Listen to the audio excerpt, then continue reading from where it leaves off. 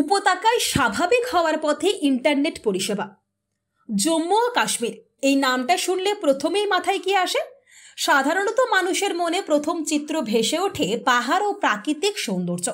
এখনো পর্যন্ত যারা এই রাজ্যে গিয়েছেন ভ্রমণের উদ্দেশ্যে প্রায় কেউই মুছে ফেলতে পারেনি সেখানকার সিনিক বিউটি।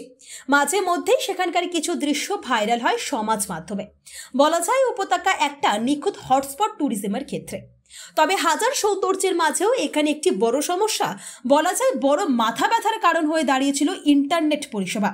দীর্ঘদিন ধরেই এই বিষয়টি ভোগাচ্ছিল সেখানকার সাধারণ মানুষকে।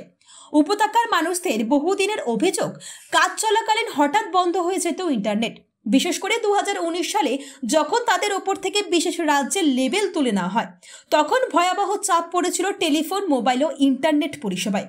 অনেকদিন তা বন্ধ ছিল, অনেকে এর জেরে রাজ্য পর্যন্ত ছেড়েছিল। তবে এবার প্রযুক্তির ক্ষেত্রে সুখবর, ধীরে ধীরে স্বাভাবিক হচ্ছে ইন্টারনেট পরিষেবা। বলা যায় তা চাঙ্গা হওয়ার পথে, যদিও গত কয়েক বছরেই বেশি শক্তিশালী হচ্ছিল পরিষেবা। স্বাভাবিকভাবেই উপত্যকার বাসিন্দাদের আর আগের মতো সমস্যার মুখোমুখি হতে হবে না। অনেকে এটাও মনে করছেন যে সেখানে প্রযুক্তির উন্নতি হলে চাকরি বা